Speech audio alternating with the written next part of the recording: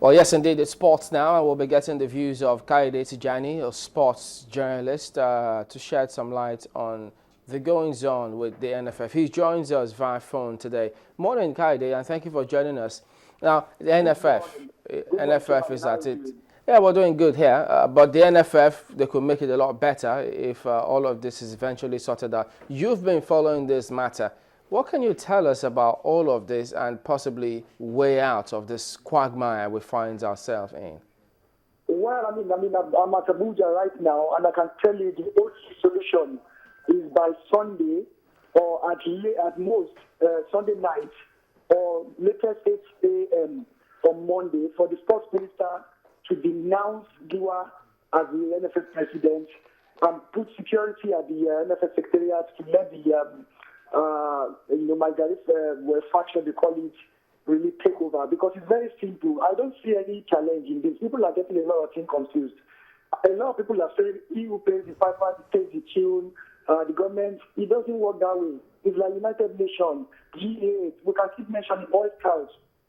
You have to, once you join an international organization, one of the criteria is that you are expected to go by their rules and regulations. So that to me is the summary of it. We are getting a lot of things confused. Plus the fact that the Giwa issue is not even no-brainer. The sports minister is a gentleman, but he got it completely wrong. There are ways of doing things. If you don't want Nigerian faction there, it doesn't matter. All you need to do is to do things properly. So we've gone through this road before. We joined FIFA. Even when we joined FIFA in 1971, FIFA was suspending us. It's happening till now. Why do we keep doing this same thing over and over again? Conduct the election, listen to what they say you should do. It's simple. If you don't want to be in FIFA again, withdraw. It's not a calamity. So in Nigeria, there are things that are right and things that are wrong. Look at it now. Football is sport. Like you said, it could get better if only the NFL is doing right. I think government involvement in sport is too huge. It doesn't make any sense. If you don't want to fund the league, look at what the league management committee, Diko and the others are doing. They are raising money and running the league, getting sponsorship money from Go. But look at all this now. Which sponsor will want to touch you? It's so annoying, sad, fortunate, and all. So to me, it's such a very simple matter. You have to just tell the Giwa faction, the minister, the sports minister is on it now. Whatever legacy he wants to leave is today, within just how many hours from now. FIFA will ban us if we do. It's very simple.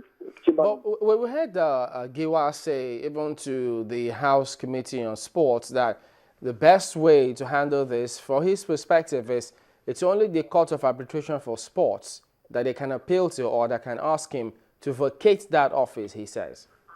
Okay, well, if he wants that, there's no problem. But first of all, resign or remove yourself from there. You can't be staying in there and saying you want the Court of Arbitration panel to do that. It's not even in his power.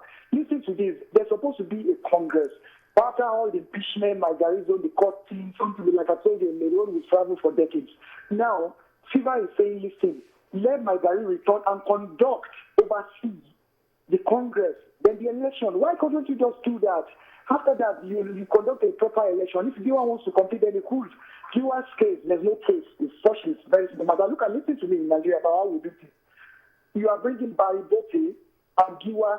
Look at Giwa. These are two people who the league management committee said their clubs did not meet the criteria to be in the league of Nigeria because they didn't do things properly. They didn't do the proper. They are the ones you are now saying should go Nigerian sports and the league. What more do you need to really know? Like I told you, it's about greed. Profitable greed in Nigerian football. Everybody is rushing in there just because of the cash the government is bringing. And I'm giving you an example of the league management committee. Look at Abuja, all the other people are people themselves in other areas, not just in government skills. They are bringing in money, tells you they are capable. But unlike all these other people who just come in there because they know once there's a budget every government billions. That's the money that is attracting them. We have to really state things the way they are. I don't see any confusion there. Nobody is supporting any factor. But what we are saying is that, listen, do this properly the way the football Federation, International Football Association, FIFA, it's their game. You are going to them and saying, we want to join you. Listen, if the government wants to leave, they can leave. Abacha, I will remember, we almost died then because this is our job. They said, listen, we're not going to the Nations Cup. Nobody died. At the end of the day, they realize the errors of their ways and realize that you are like a leaper in the League of Nations. They look at you like, it looks like a little child fever has to come in 6 letters now in just 1 month. It's absurd. So to me, there's no discussion about it. Everything people are saying, I don't see why there's a confusion. FIFA says do it this way, you're not doing it that way. You get banned. It's very simple. I don't see there's no two ways about it. Okay, well, if the government hands off sponsorship of football, for instance, will that be a good thing to do, and how will it turn out? It takes time for things to stabilize, but I'm giving you the best example you can ever get. The league management committee at the time, the Nigerian Football Federation, had no money; they were broke. The league management committee, through Okon-Akpan, brought in a check that saved the day. So my dad was working well with them, and we have grown. Sponsors will come in when they trust you, and that's why you can call Luke and ask him. There was a lot of problems because he wanted to do things properly the FIFA way. But in Nigeria, it's very difficult to do this properly the normal way because people are not coming in and saying these clubs that we are not aligning, please, because of both patriotism, separatism, people want to bring money. We can't keep doing this way. That's the problem with Nigeria. Everybody wants to cut corners. Listen, it's happened about for years. You either go the normal way, no matter who you know, no matter whether the president is your dad or it's your godfather, you do things the right way. So to me, it's very simple. Sponsors, it will take them time to trust you. Look at now, Adidas has withdrawn. If you are not careful, Giwa and OMT, every other person will withdraw because they can't be sponsoring sports in Nigeria when you are bringing scandals every day. Where at the World Cup, it was scandal. We are back here, it's scandal. Arrest, court case, faction, it's terrible. In my almost 27 years of journalism in Nigeria, it's shameful. I'm almost in tears. What is this?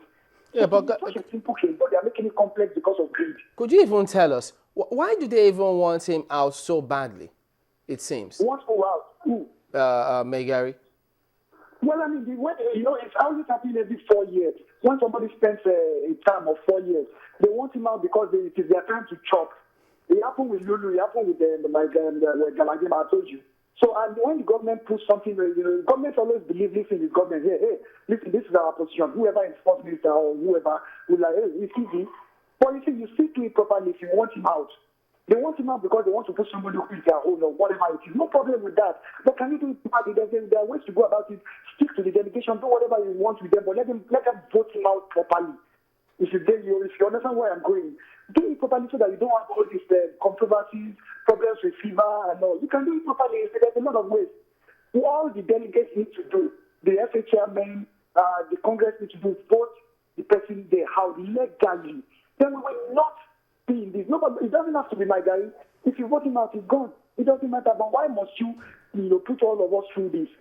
So if the government doesn't want football anymore, then, tell FIFA to ban us, then we forget about it.